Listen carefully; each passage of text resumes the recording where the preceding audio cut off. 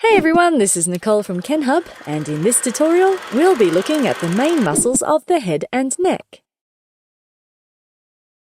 The head, which you can see in a frontal view without the skin on the right, is the most superior structure of the human body. It is attached to the trunk of the body by the neck and contains the brain, the ears, the eyes, the nose, and the mouth. In this tutorial, we will look at some of the main muscles that are found in the head and the neck, including the muscles of mastication, the muscles of facial expression, the suprahyoid and infrahyoid muscles, and the muscles of the lateral neck. Let's begin by taking a look at the muscles of mastication. The first muscle of mastication that we'll look at is the temporal muscle. This muscle is also known by its Latin name of temporalis. Flat and fan-shaped, the temporal muscle is located on the lateral side of the skull, and you can see its shape on the right. Its origin is located in the temporal fossa, which is a large shallow depression on the lateral aspect of the skull and which you can see highlighted in green on the right. The fibers of this muscle then descend through the space between the zygomatic arch and the skull and insert via a thick tendon on the coronoid process of the mandible.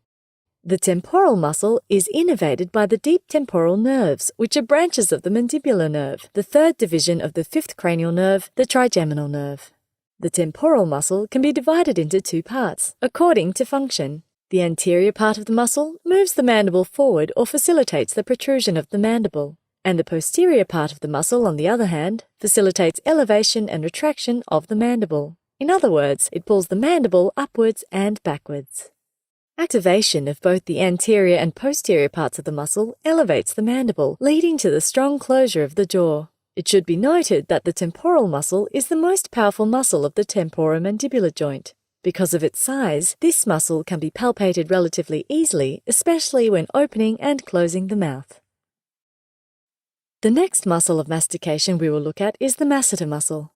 Although the temporalis is the most powerful muscle of the temporomandibular joint, the masseter is the most powerful muscle of mastication, which is another term for chewing. This thick rectangular-shaped muscle is comprised of both a superficial and deep part. The two parts of this muscle both originate from the zygomatic arch. However, the superficial part of the muscle inserts on the masseteric tuberosity on the outer surface of the angle of the mandible, while the deep part of the muscle inserts onto the outer surface of the ramus of the mandible. The entire muscle is innervated by the masseteric nerve, a branch of the mandibular nerve, which is the third division of the fifth cranial nerve, the trigeminal nerve.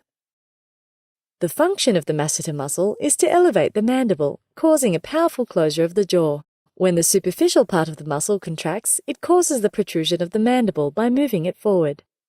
In addition to closing the jaw, the masseter also helps stabilize tension of the articular capsule of the temporomandibular joint.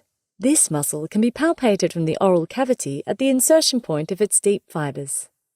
This video is not over yet. Continue watching now the full video at kenhub.com. We have lots more videos like this one available to our premium members on our website, not to mention all the fun quizzes, related articles, and atlas sections. So click on the button in the middle to watch the full-length video and master anatomy.